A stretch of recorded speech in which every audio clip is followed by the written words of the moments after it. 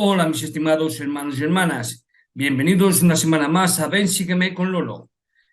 El que os habla es Lolo y esta semana vamos a estudiar Mateo 9 y 10, Marcos 5 y Lucas 9. La verdad es que es un tema interesante el de esta semana. Así que sin más demora, vamos a comenzar. Voy a compartir pantalla para que veamos lo que dice el manual general, el manual de Bélgica que nos toca este año. La semana del 6 al 12 de marzo, Mateo 9 y 10, como hemos dicho, Marcos 5, Lucas 9. A estos 12 es el tema. De verdad, se me había olvidado decir que el tema de la lección es a estos 12 envió Jesús. Bien, nos dice el manual, rápidamente se esparcía la noticia de las sanaciones milagrosas de Jesús. Las multitudes le seguían con la esperanza de hallar alivio a sus enfermedades. Sin embargo, cuando el Salvador contemplaba a las multitudes, él veía más que sus dolencias físicas. Lleno de compasión, él veía ovejas que no tenían pastor. Mateo 9:36. A la verdad, las mies es mucha, observó, pero los obreros son pocos. Mateo 9:37. De modo que llamó a 12 apóstoles, le dio autoridad y los envió a enseñar y ministrar. Esto lo hemos visto ya semanas pasadas. Y a las ovejas perdidas de la casa de Israel. Mateo 10, capítulos 1 y 6. Digo, capítulo 10, versículos 1 y 6. Hoy en día sigue habiendo gran necesidad de más obreros para servir a los hijos del Padre Celestial. Perdón, aún hay 12 apóstoles y hay más discípulos de Jesucristo que nunca antes. Personas que pueden declarar a todo el mundo el reino de los cielos se ha acercado en Mateo 17. Bien, ya luego hace aquí un pequeño comentario acerca de Mateo 9, 18 al 26 y Marcos 5, 22 a 43. No temas, cree solamente. Cuando Jairo le pidió por primera vez a Jesús que sanara a su hija, ésta se hallaba al borde de la muerte. Jairo habló con urgencia, pero con esperanza. Ven y pon la mano sobre ella para que viva. Marcos 53. Sin embargo, mientras iba de camino, un mensajero avisó a Jairo que ya era demasiado tarde. Tu hija ha muerto. ¿Para qué molestas más al maestro? Es decir, eso está en el versículo 35 de Marcos. Asimismo, pudo haber parecido demasiado tarde para la mujer que se describe en Marcos 5, versículo 25 a 34, quien habría sufrido una dolencia durante 12 años. Conforme leamos estos relatos, podemos pensar en cosas que necesitan sanación en nuestras vidas o en nuestra familia, incluso aquellos que podrían parecer que están al borde de la muerte o que es demasiado tarde para sanar. Luego nos dice que veamos un discurso o mensaje del profeta, cómo tener el poder de Jesucristo en nuestra vida. Y luego, bueno, luego aquí el Señor da a sus siervos poder para hacer su obra, que es que Jesucristo mandó a sus 12 a predicar. ¿eh? Y luego en Mateo 10, versículos 17 al 20, cuando me halle al servicio del Señor, Él me inspirará con lo que tengo que decir. Y nos dice, el Señor predijo que sus discípulos serían perseguidos e interrogados tocante su fe, algo parecido a lo que experimentan los discípulos hoy en día, pero Él prometió a sus discípulos que ellos sabían por el Espíritu lo que debían decir. Y luego nos pregunta, ¿qué quiso decir Jesús cuando dijo no he venido para traer paz sino espada? Y luego tenemos aquí un comentario del Elder Christopherson que enseñó, estoy seguro de que algunos de ustedes han sido rechazados por su padre y su madre, sus hermanos y hermanas, y fueron aislados al haber aceptado el Evangelio de Jesucristo y haber hecho convenio con él.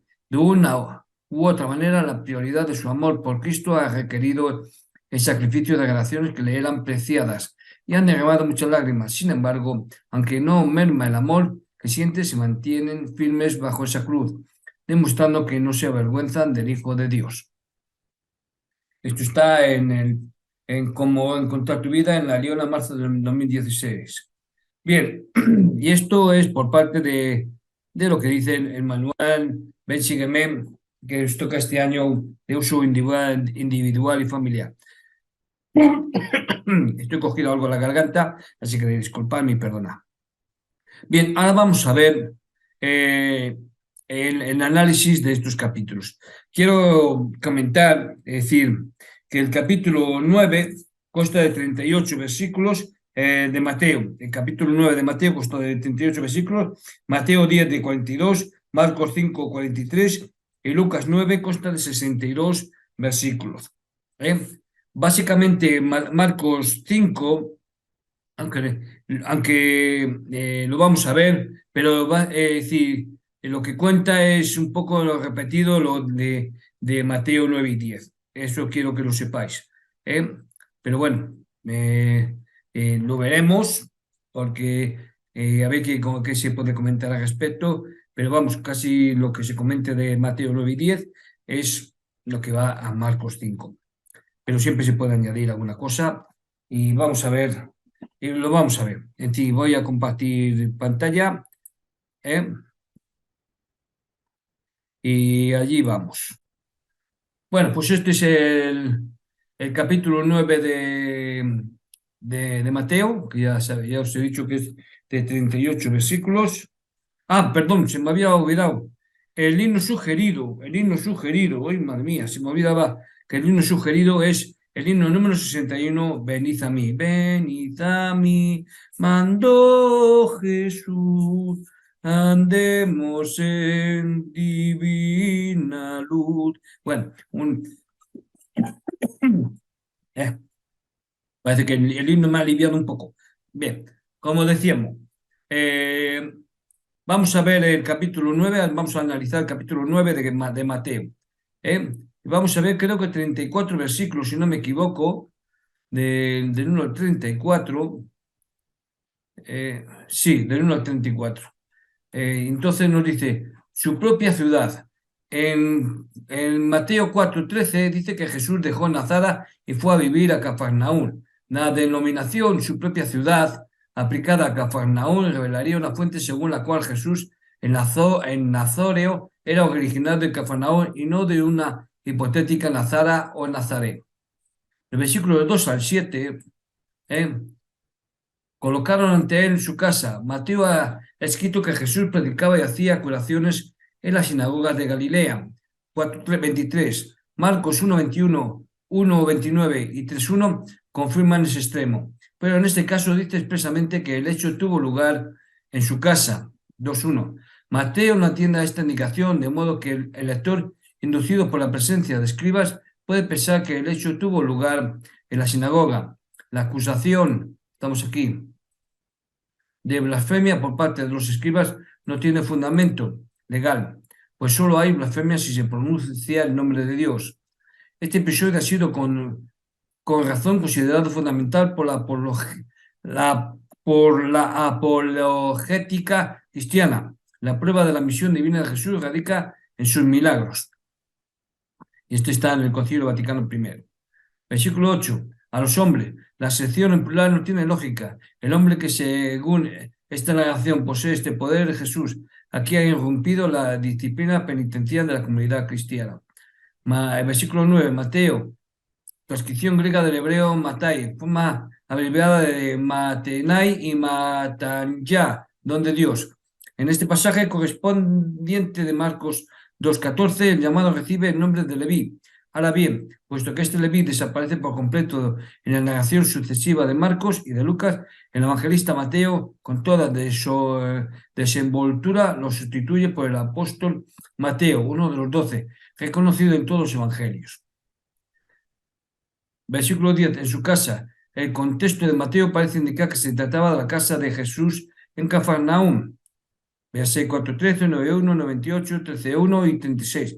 Se confirma una vez más que Jesús tenía donde reclinar la cabeza, en contra de 8:20. En cambio, Lucas 5:29 dice claramente que se trataba de la casa de Leví. Mateo era un telonés, un recaudador de impuesto oficial. El término latino es un publicano. Versículo 13. Compasión, quiero. Cita de Oseas 6:6, según los 70, versión B. Pero la traducción exacta del texto hebreo sería compasión quiero más que sacrificios. Jesús proclamó la plena vigencia de la ley, 5:17, y al mismo tiempo enseñó que su esencia es el mandamiento de amor, 5:23, 23 al 28. Perdón. Después de la destrucción de Jerusalén, el cumplimiento de la ley se cifró en la misericordia y ya no en los sacrificios, imposibles de realizar. Así lo enseñó el rabino Yohanan ben Zakkai, a finales del siglo I, a un discípulo que se lamentaba de la destrucción del santuario. Hijo mío, no te descamines, tenemos un altar de que equivale a aquel. ¿Y cuál es? Las obras de misericordia.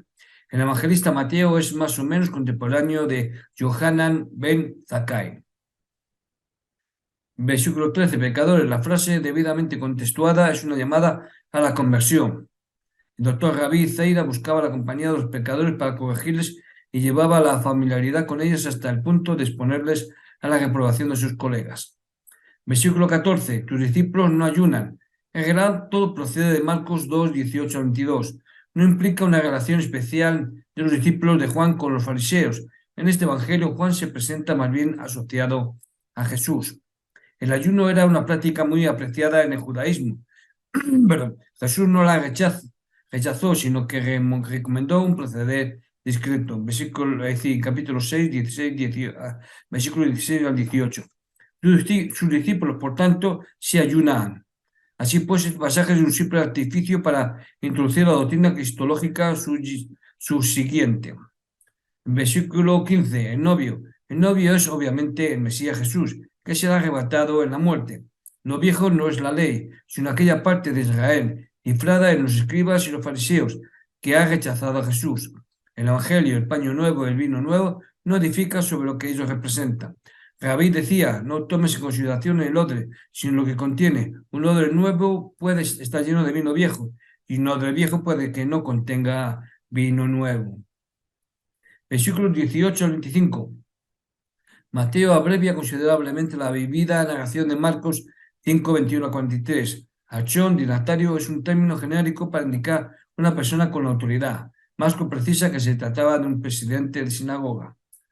Versículo 27. Este episodio es independiente del trance parecido narrado en 20, 29, versículo 29 al 34, que depende de Marcos 10, 46 y 52, a pesar de algunas concomitancias. Hijo de David es un título mesiánico no muy frecuente en el judaísmo en general, aunque al parecer era popular en el siglo I. Versículo 28, también la curación de la hemorroisa 9:22 corresponde a la fe, pero no se puede elevar esta constatación a regla general. La niña resucitada obviamente no aportó fe y en el caso de la tempestad sedada 8:26 el milagro se produce a pesar de la falta de fe de los discípulos. Versículo 30, que nadie lo sepa. Mateo no comparte la preocupación de Marcos por el secreto mesiánico, aunque en ocasiones su Jesús lo exija. 8:4. Mateo cuenta más bien con el prestigio taumatológico de Jesús. Véase 4:23 a 25, 8, 16 al 17, 9:8 y 9:35. Y versículo 34, se va perfilando la figura de los principales adversarios de Jesús, los fariseos, como se irá viendo en los sucesivos, 9:14, 12:24 y 15:1. Y luego ahora vamos a ver la instrucción de los 12, que va de los versículos 35 a 38. Entonces, el versículo 35 dice, en sus sinagogas Jesús residía en Cafarnaúm, 9:1, 17:25. Por lo tanto, las demás sinagogas las que predicaba eran las sinagogas de ellos. Escrupuloso cumplidor de la ley, revestido con un manto con los cordones tradicionales, enseñaba normalmente en las sinagogas. Con los cordones tradicionales se refiere a la vestimenta que usaban los judíos, sí, con cordones, sí, con tiras, es decir, para recordar las oraciones y demás. Eso lo hemos visto en anteriores. Es más, ¿qué estudiamos?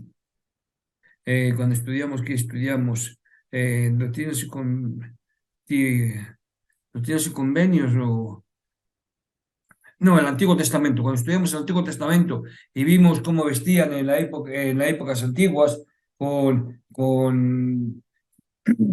los elementos estos para recordar los salmos y las oraciones que se ponían aquí y aquí también se ponían como una especie de cordel y Jesús se cuentan que llevaba una faja con cordel que fue la que la mujer tocó. Bueno, entonces Bueno, entonces, revestido con manto con los cordones tradicionales, enseñaba normalmente en la sinagoga según los incisos negativos de Mateo 4:23, 12:9, 13:53. Con esta recapitulación se cierra el ciclo negativo 8:1:9:37. Ahora comenzará la segunda sección de enseñanzas. Versículo 27. La mies es mucha. Pasaje de la fuente Q. Lucas 10:12. En el judaísmo, el simín de la cosecha suele ir asociado al juicio. El día es corto, el trabajo es mucho, los trabajadores son indolentes, la recompensa es grande y el amo apremia. En el pasaje evangélico, sin embargo, se aplica fácilmente a la situación presente y a la de la comunidad cristiana receptora del Evangelio. Sirve además de enlace con el discurso a los discípulos que sigue a continuación. Y sí, ahora vamos a ver el capítulo 10 y vamos a ver primero los versículos del 1 al 4. Versículo 1. Se inicia aquí la segunda sección de doctrinal de Mateo, el discurso a los discípulos, 10, de 1 al 42. Ya, hemos dicho que tiene 42 versículos. La articulación del discurso no es clara. Un leve indicio, la repetición del enfático en verdad os digo, 10:23 y 10:42, sugeriría dividirlo en dos partes. 10, 5 al 23 y 10, 6 al 42. En la primera predominan las referencias a la misión en Israel. La segunda se aplica mejor a la Iglesia cristiana. Sería, por tanto, secundario. Los destinatarios inmediatos son los 12 discípulos, 10:1, denominados también apóstoles en 10:2.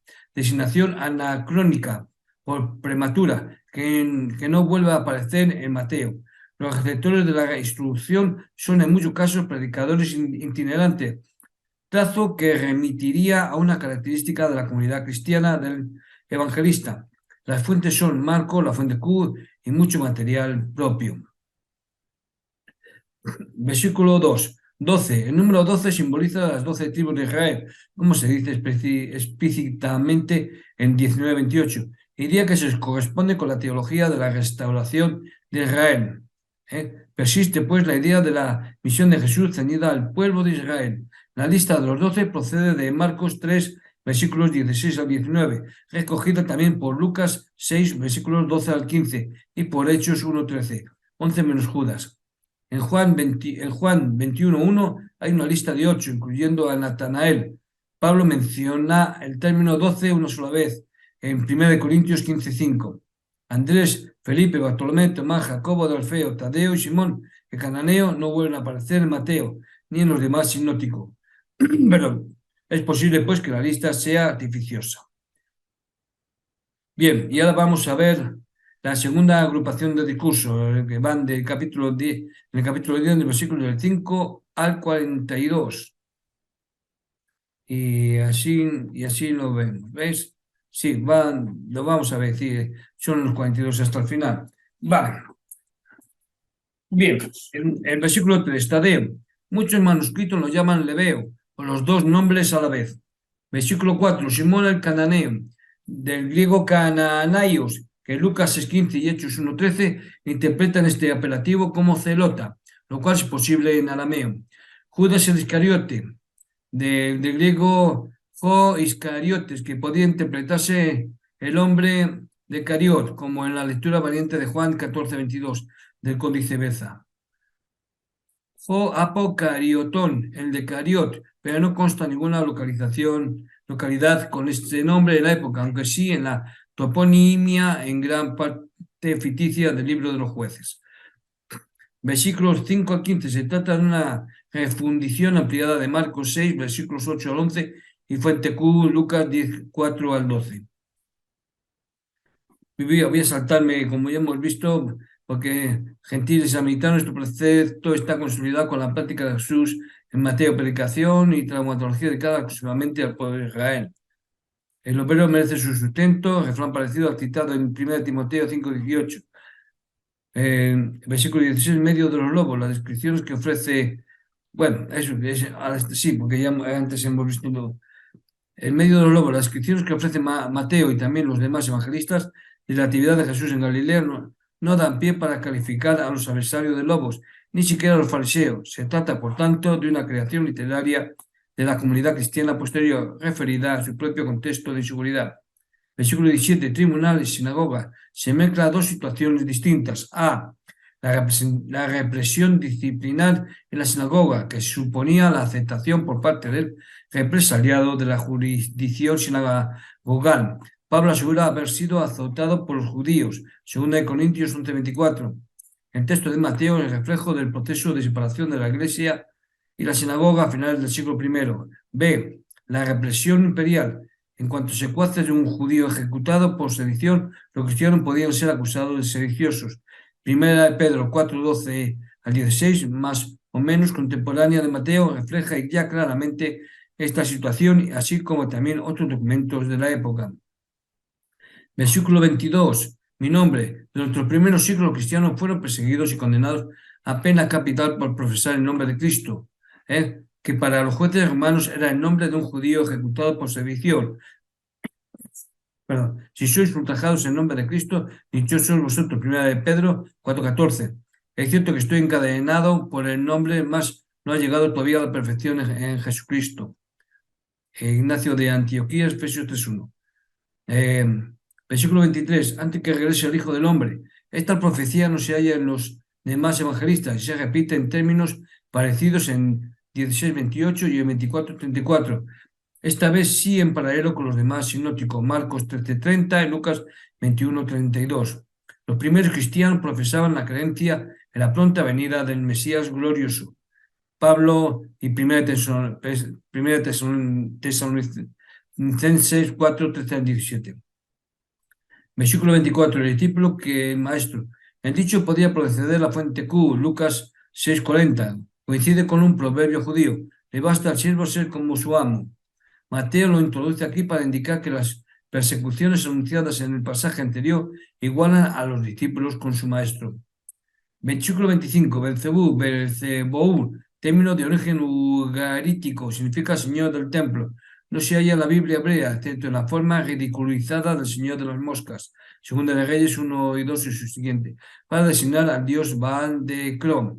No hay que confundirlo con el diablo de las tentaciones, versículo 4-9. En 12:24, los fariseos acusan a Jesús de expulsar demonios en virtud de Belzebú. El término pasó a los textos mágicos. Versículo 29, monedilla, latín y griego asarión, nueva aparición de un término latino para designar una moneda. Véase 5:26, en el diminutivo griego de la palabra latina as, que designaba la moneda de cobre, la 16ª parte de un denario. Versículos 34 al 36, no penséis de su casa.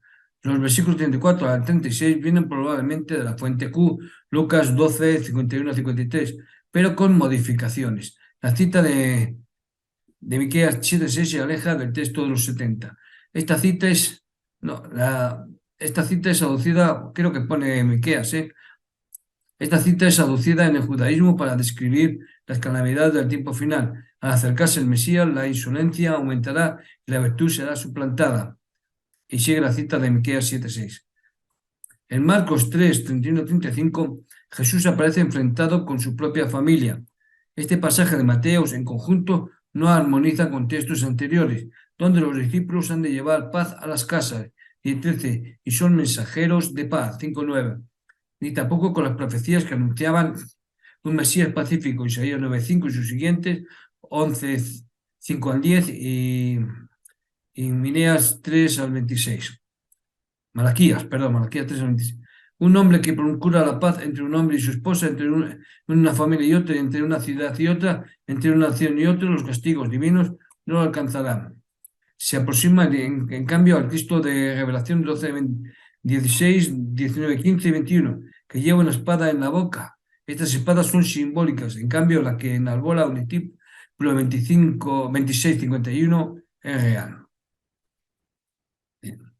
Versículo 27, el que ama a su padre más que a mí, asume la paradoja. El que no odia a su padre y a su madre como yo, no podrá ser discípulo mío. Y el que no ama a su padre y a su madre como yo, no podrá ser discípulo mío. Versículo 38, toma su cruz. El último vocablo aquí es una metáfora del sufrimiento. No concuerda el pacífico consejo de tomar la cruz con el violento de traer la espada.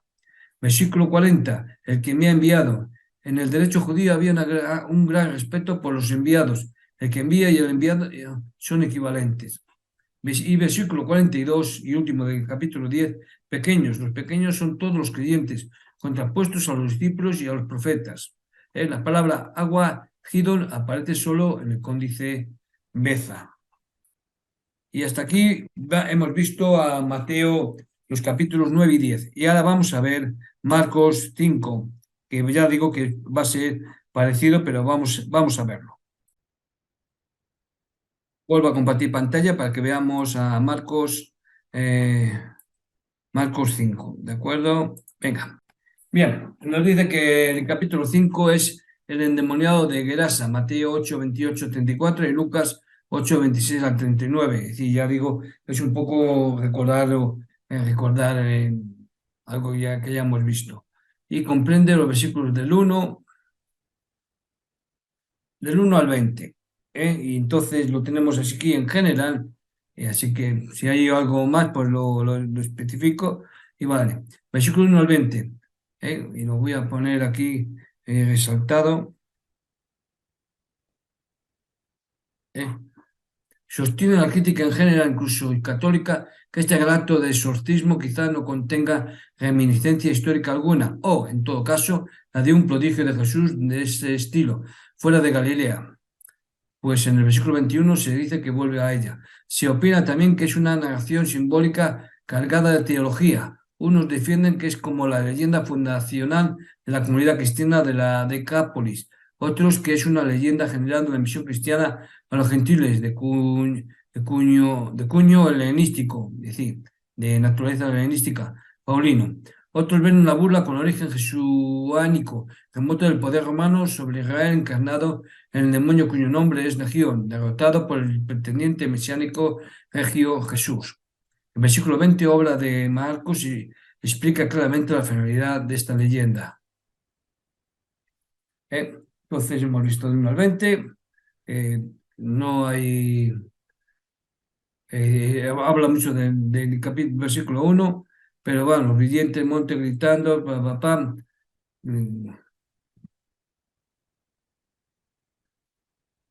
Bueno, quizás voy a quizarme un poco del versículo 9 por el nombre. Nombre. Conocer el nombre de un demonio es el primer paso para controlarlo mágicamente, como sostiene en general el Testamento de Salomón, una obra apócrifa del Antiguo Testamento. Una legión tenía unos 6.000 legionarios teóricamente, aunque casi siempre menos, pero con los auxilia, la caballería e ingenieros y mantenimiento podía llegar a los 20 o 25.000.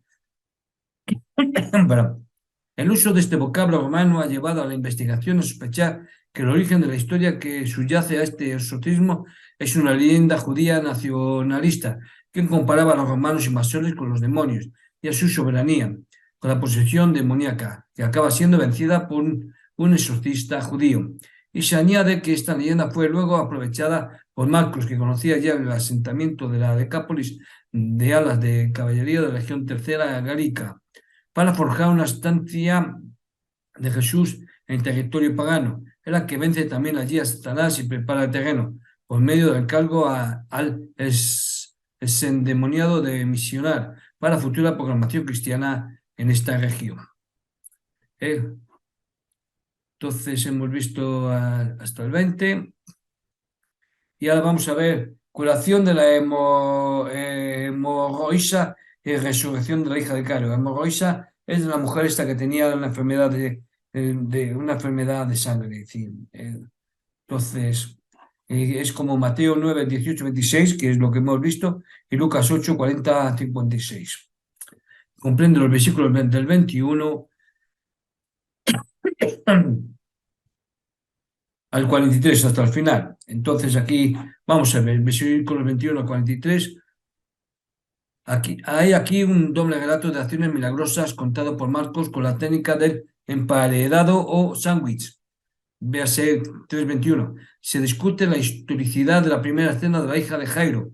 Hay quienes defienden que es una narración totalmente inventada por la comunidad cristiana para mostrar el poder de Jesús incluso sobre la muerte.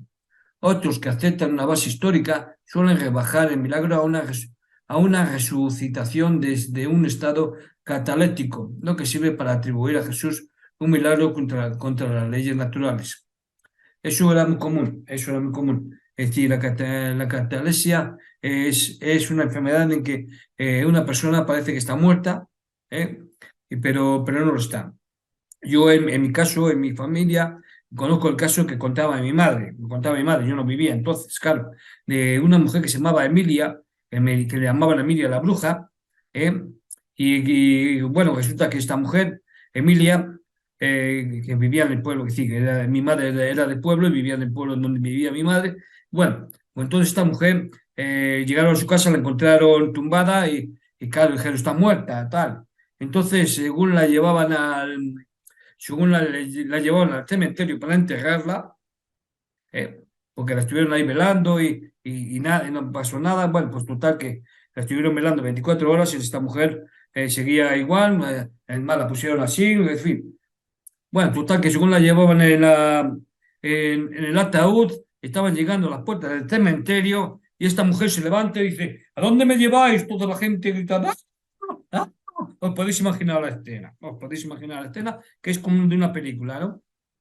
Pero, no, pero claro, la gente se asustó. Entonces cuentan que cuando esta mujer de verdad se murió, esperaron y confirmaron que de verdad se había muerto, porque después de lo que había pasado antaño y a lo mejor en algunas otras ocasiones, es mejor asegurarse de que de verdad estaba muerta antes de llevarla y que saliera otra vez. ¿Dónde me llevéis? Y esto pasó de verdad. Y hay muchos casos parecidos de personas cataléticas. Incluso hay algunas que se han enterrado vivas, porque después han abierto el ataúd y se ha visto con arañazos en la tapa. Y es que no estaban de verdad muertas. Pero era una enfermedad que no se conocía. Entonces, bien.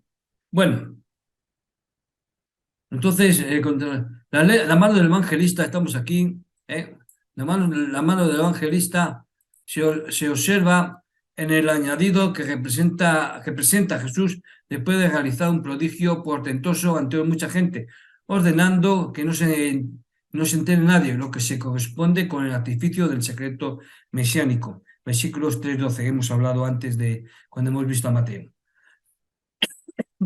Respecto a la hemorroisa, se suele señalar que es este uno de los pocos milagros de sanación que se relatan en los evangelios que se parece un tanto a actos de magia. Otros serían aquellos en los que Jesús cura por medio de la saliva, 7:33, 8:23, Juan 9:6. Juan 9:6. Independientemente de la opinión sobre el contenido mágico del relato, exagerada ya que no puede definirse a Jesús como un mago porque sería una grave distorsión de su figura, eso es verdad. Es cierto que no tiene en esta escena función alguna especialmente activa respecto a la mujer que lo toca por detrás. Jesús ignora quién lo ha tocado y solo sabe que de él sale una virtud curativa. Entonces ya básicamente hemos visto, eso voy a ver pues si ahí hubiera algo que comentar.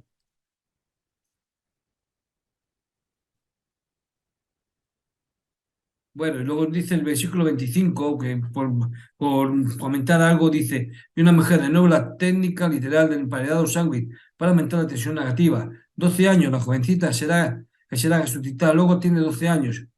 Igualmente en el versículo 42, si hay aquí un simbolismo, no se ve claro su significado. Hemorragias. Al no especificar nada el evangelista, por pudor, se subentiende que las hemorragias son marginales. Según Levítico 15:25, tal mujer es realmente impura. Y entonces se la mandaba, recuerda que cuando el Éxodo, a las mujeres que tenían la menstruación, se las mandaba al final de la cola, ¿eh? Y se mantuvo, y por eso lo pone aquí.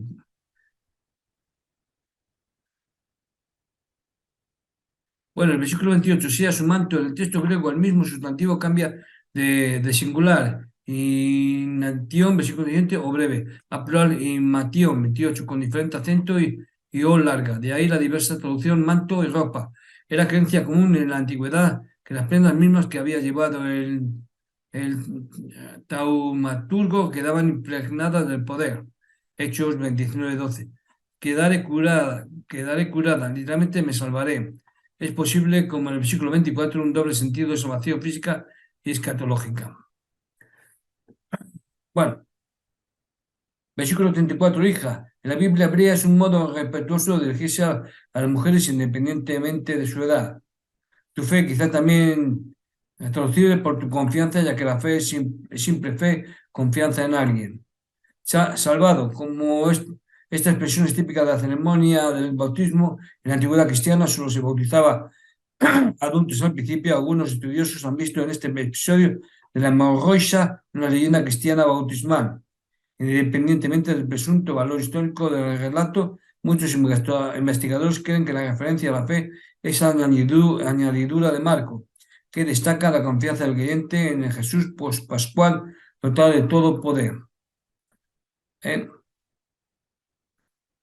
Y bueno, pues eh, básicamente luego pone aquí el versículo, un poco habla del versículo de 41, la muchacha, el griego dice que la muchacha con lo que mantiene el colorido local arameo, lengua semita, que suele utilizar el nominativo con el artículo vocativo sin él. El gesto es quizás de una negación muy antigua. Eh, y esto, y luego se habla un poco también, comenta un poco el capítulo 12. Voy a dejarlo aquí. Vosotros, si queréis, podéis pararlo, lo leéis. eh, pongo y luego el 43, versículo 43, lo supiera orden muy concordante de nuevo con el secreto mesiánico. Comer como prueba de que no era un espíritu o fantasma. Bueno, y luego ya viene el capítulo 6 que no vamos a estudiar hoy, sino que estudiaremos en otra ocasión. ¿eh? Y ahora vamos a ver a Lucas 9. Así que vamos a ver la misión de los 12. En este capítulo es lo de cuando Jesús envía a los apóstoles o discípulos a predicar. Entonces vamos a verlo y empezamos. Bien, vamos a ver los versículos del 1 al 6 del capítulo 9. Voy a poner que es Lucas, lo que veáis. Versículos del capítulo 9. Versículos del 1 al 6. Lucas sigue a Marcos, pero no ha eliminado Marcos 6, de 1 al 6, predicación en Nazaret, porque la había descrito antes, con gran aptitud en el capítulo 4, versículos 16 al 30. En contra de Marcos y Mateo, Lucas distingue dos envíos. En este capítulo 9, el de los 12, en el capítulo 10, el de los 72 discípulos que algunos exegetas consideran como procedentes de Q, de la fuente Q. Más histórico en su núcleo que el envío de este capítulo.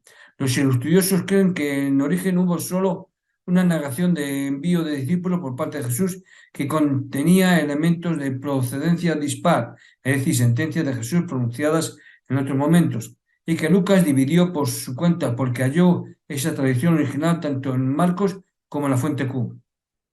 Tenía pues dos fuentes a su disposición. Es probable que Lucas viera en el envío de los 12 la proclamación de Jesús sobre el reino de Dios, dirigida solo a los israelitas, y en los 70 y los 72, que es el número total de las naciones del mundo que no son Israel, según Génesis 10 en la versión griega.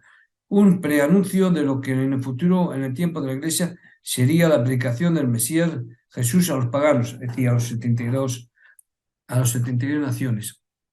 Versículo 2, los envía a predicar el reino de Dios. Lucas no dice, a diferencia de Mateo 17, que el reino está cerca, sino que lo deja para el 17. Empieza a notarse que para Lucas la segunda venida de Jesús ya no es tan urgente. Y bastón, el versículo 3. Lucas contradice a Jesús de Marcos 6:8, que sí permite el uso del bastón. Por ello, Lucas, Mateo 19 no lo nombra, parece reflejar mejor aquí lo que pudieron ser exigencias radicales de Jesús histórico, que esperaba la venida del reino de modo inminente. Y bueno, y ahora vamos a ver los versículos, es decir, que empiezan en el 7, que comprende lo de Herodes Antipas y la fama de Jesús. Es decir, que Marcos 6, 14, 16 y Mateo 14, 2. Y ya digo, empieza con el versículo 7, y básicamente es el 7 solo. 7 y 8. A ver, sí, sí. No, 7, del 7 al 9.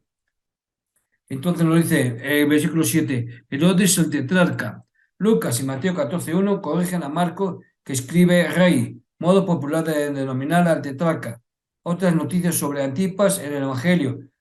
3, versículos 1 y 2, 19 y 19, 20, 13, 31 a 33, 23, del 6 al 12. Confuso, la pregunta de Antipas sobre quién es Jesús se va respondiendo en este capítulo. Taumaturgo mesiánico, sanador y exorcista. Veas versículos 10 al 17 y 33, 37 a 43. El Mesías de Dios, versículo 20. Un Mesías sufriente. Versículo 22, 23 al 27, 43, 45 y 57 al 62. Ente divino, versículo 28 al 36. Juan había resucitado entre los muertos. Los judíos creían en general, por influencia de fariseos y esenios, en la resurrección general de los muertos antes del juicio. Lo raro era, pensaban, que resucitara una persona sola antes de él. Tenía que ser alguien muy importante. Aquí Lucas omite la mención de Marcos 6:14. A los muchos milagros de Jesús. Los judíos esperaban milagros de los profetas y acciones guerreras victoriosas del Mesías. Versículo 8. Otros decían que Elías había aparecido. La gente piensa que Jesús es el profeta de los últimos tiempos, no Juan el Bautista. Lucas cree que Juan el Bautista irá delante de Jesús con el espíritu y el poder de Elías. 1:17. Pero no que sea Elías resucitado. Perdona, que como tengo la gana. Se había levantado un profeta de los antiguos, es decir, había resucitado. La impresión que causaba Jesús en las gentes, al menos hasta este momento, era la de ser un profeta. Juan el Bautista, Elías, un profeta de su pasado, no el Mesías.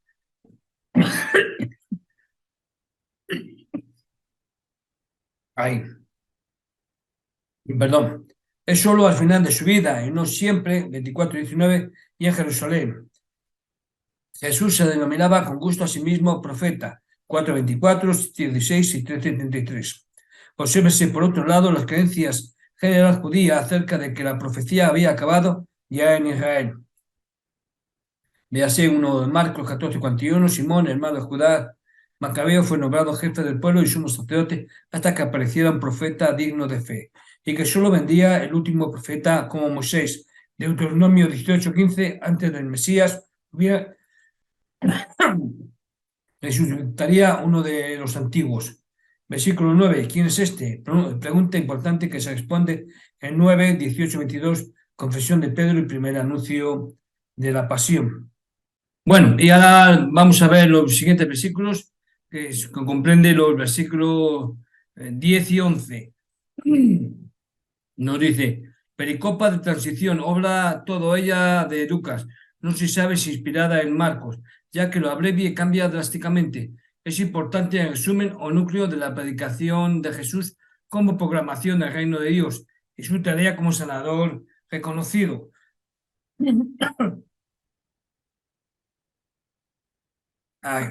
Es posible que a la vuelta de los discípulos Jesús sintiera la presión de la policía de Antipas, de modo que su retiro en privado fuera una huida preventiva. Y entonces ahora viene la multiplicación de los panes, es decir, el milagro de los 5.000, si no me equivoco. Marcos 6:35 al 44, 8, 1 al 10, Mateo 14, 15 al 21, 15, 32, 39 y Juan 6, versículos 1 al 14. Y ahora vamos a ver los versículos del 12 al 17. Nos dice, Mateo y Marcos recogen dos multiplicaciones de panes y a su modo Juan acoge también la misma tradición, capítulo 6, 1, 14, dándole un significado peculiar conforme a su teología sobre la naturaleza de Jesús. Lucas no presenta la segunda multiplicación, Marcos 1, 8, 1, 9, pero no solo esta pericopa, sino otras muchas dentro de la llamada gran omisión, entre capítulo 9, 17 y 18. Lucas omite el material de Marcos 6:45, 8:26. Tras un análisis de las posibles fuentes, la crítica sostiene la implausibilidad histórica de la narración, considerándola legendaria. Sin embargo, algunos estudiosos sostienen que detrás de la narración de una multiplicación de los panes, no de dos, pues la segunda multiplicación de Marcos 8 es un mero doblete de la primera, Marcos 6, podría latir el recuerdo histórico de alguna memorable comida en tiempos de Jesús histórico a base de pan y de pescado, con alusiones o quizá como símbolo al banquete mesiánico del final de los tiempos. Perdón. En esta comida debieron de participar sus discípulos y una gran muchedumbre de oyentes junto al mar de Galilea, y debió de impresionar tanto que quedó en la memoria de los seguidores de Jesús. Para su refundición como relato pudieron ayudar los precedentes de la Biblia hebrea, el Maná, Éxodo 16 y Números 11, y los relatos parecidos de Elías, Primera de Reyes 17, 14 y Eliseo, Segunda de Reyes 4, 42 al 44. Finalmente, como demuestra el capítulo 6 de Juan, en el culto de la comunidad se relacionó con la narración de la última cena. Bien, confesión de Pedro. Marcos 8, 27 al 29, Mateo 16, 13 al 19, Juan 6, versículos de 67 al 69. Es decir, que comprende los versículos 18 al 20. Después de la gran omisión, vuelve Lucas a tomar a Marcos como fuente, 9, 10, capítulo 9, 18, igual a Marcos capítulo 9, 18, igual a Marcos 8, 27, aunque sin precisar la localización geográfica del episodio. Las opiniones sobre Jesús son las mismas que las recogidas en 9, 7 y 8. Lucas pretende probablemente hacer un contraste entre la claridad de la presente confesión de Pedro sobre la mesianidad de Jesús, que el lector conoce desde los inicios del Evangelio, y la perplejidad de Herodes Antipas, 9:9. Entonces vamos a ver ahora, y una vez visto esto, continuamos con los versículos 21 y 22. Primer anuncio de Jesús de su muerte y resurrección. Podemos comparar con Marcos 8, 30, 31 y Mateo 16, 20 y 21. Dice, los capítulos, versículos 21 y 22. Este primer anuncio tomado de Marcos es igualmente considerado por la crítica como un vaticinio es eventu, por tanto carece de verosimilitud histórica. El evangelista evita aquí cuidadosamente la convención de Jesús a Pedro de Marcos 8, 32, 33.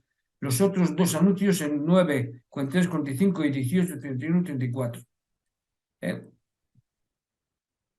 Entonces, el seguimiento de Jesús, es decir, Marcos 8:34 a 9:1, Mateo 16, 24, 28, Lucas 14, 27, 17, 33, Juan 12, 25. Y comprende los versículos del 23 al 27. Y como lo tenemos resumido, es este un conjunto de sentencias dispares, aisladas en principio de su contexto originario, que proceden con algunos reparos del Jesús histórico. Lucas une expresamente estos dichos a la predicación de la pasión, muerte y resurrección, de modo que todo discípulo de Jesús sepa a qué atenerse. Frases jesuánicas de este tipo o similares fueron transmitidas tanto por la tradición recogida por Marcos como por la fuente Q, lo que explica que en Lucas aparezca a veces repetidas con alguna variante. Es posible que Lucas les diera un sentido algo diferente en cada caso, según su posición en su relato.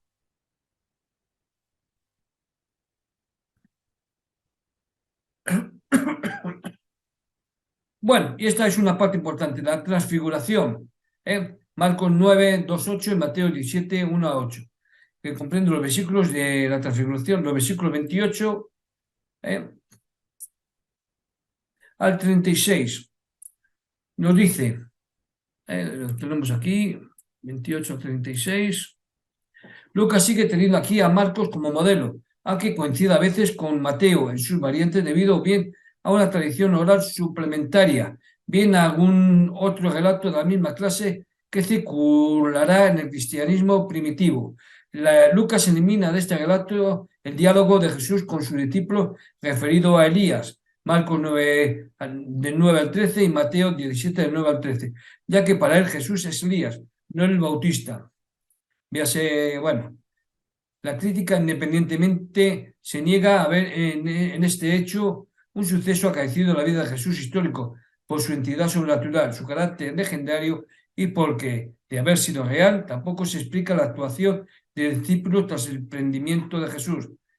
La crítica confesional procura explicarlo de diversos modos, aceptando indirectamente que el relato es un producto de la reflexión cristiana, como una historia de aparición post-pascual trasladada posteriormente a la vida real de Jesús, como una visión profética ya de Jesús, ya de un profeta cristiano, como un relato cultural o una adaptación midrásica a Jesús de la transfiguración del rostro de Moisés. Éxodo 34, versículos 29 a 35. La teología de Lucas ve a Jesús tanto en un enviado de Dios como Moisés, que es ascendido tras su muerte al ámbito divino, como un ser divino que toma cuerpo en la tierra para ayudar a los mortales. Durante la estancia de la tierra del enviado divino, solo se percibe en escasas ocasiones su verdadera identidad. Bien, curación de un endemoniado. Marcos 9, 14, 27, Mateo 17, 14 al 18. Comprende los versículos del 37 al 43. Y vamos a verlo. Versículo 37 al 43. Este relato de exorcismo, milagro, se halla entre la transfiguración y el segundo anuncio de la necesaria pasión del Mesías. Lucas sigue a Marcos abreviándolo. Se discute entre los especialistas si el fondo tradicional estaba constituido por dos relatos parecidos unificados por Marcos. El tema de la fe en el taumaturgo pertenecería solo a uno de ellos. Se reunieron pues dos motivos: el poder del exorcista en sí y la influencia de la fe del suplicante en la realización del milagro. Probablemente, seguramente de Lucas, la narración unificada contribuye a responder a la pregunta de quién es Jesús y cuáles son sus poderes mesiánicos. El que el muchacho poseído sea hijo único pone a este relato en la línea de la resurrección del hijo de la viuda de Naín, 7:12, y de la hija de Jairo, 8:42, perdón. En este relato parece tratarse de un caso de epilepsia que deja al enfermo casi sin sentido, del que resucita después de la crisis. Bueno, y ahora vamos a segundo anuncio de la pasión, Marcos 9, 32, 30, 32 y Mateo 17, 22, 23. Comprende los versículos 44 y 45. El segundo anuncio de la pasión está también tomado fundamentalmente de Marcos.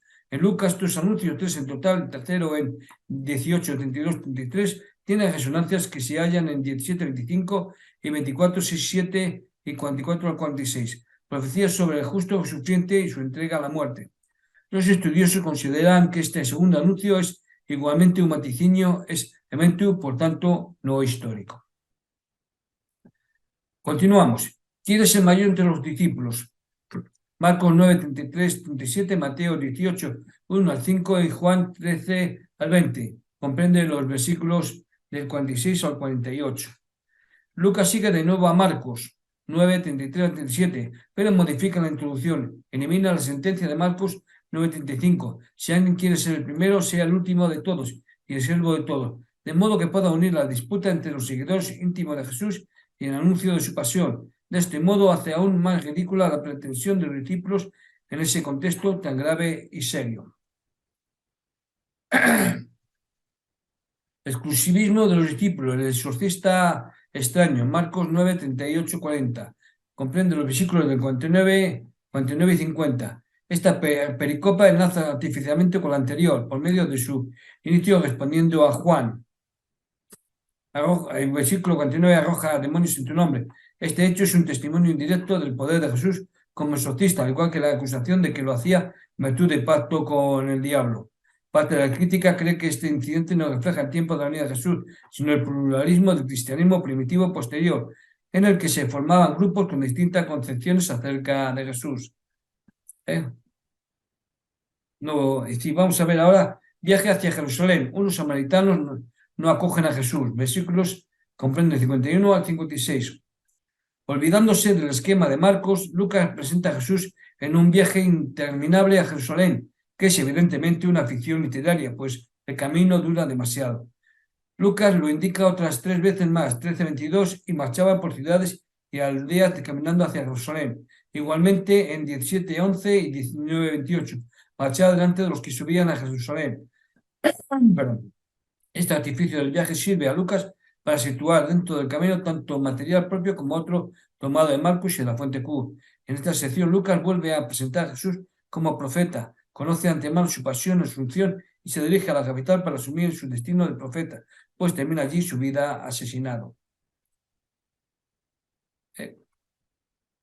Hemos visto al 56 y ahora vamos a ver versículos del 57 hasta el final, hasta el 62. ¿Eh? Es creencia y a ver si tiene condiciones de los discípulos, eso. Entonces vamos a ver, las condiciones de los discípulos. Es creencia casi universal de la crítica debido al paralelismo con Mateo 8, 18, 22, que Lucas vuelve aquí a la fuente Q. Se discute, sin embargo, si el tercer caso de esta pericopa, los versículos 61 y 62, ausentes en Mateo, son una creación del propio Lucas, a partir de una frase aislada de Jesús, versículo 62, o es tradición anterior. La tesis de la creación de la tercera anécdota por parte del evangelista se ve confirmada indirectamente por el Evangelio copto de Tomás, el cual conoce ciertamente el primer caso, dicho 86, y probablemente también el segundo, dicho 87, pero nada sabe del tercero. Es probable que las necesidades de la predicación y la catequesis condujeran a la formación de las tres anécdotas que fueron construidas sobre tres frases de Jesús, probablemente auténticas por la radicalidad que suponen que debieron de circular separadamente en un principio. Y con esto damos ya finalizada pues el tema básicamente de hoy. Espero haberme sabido explicar y haber podido expresarme bien, lo digo por mi garganta, que ya habéis visto que he tenido alguna que otra dificultad y he tosido de vez en cuando, pero bueno, tengo aquí mi vaso y con agua,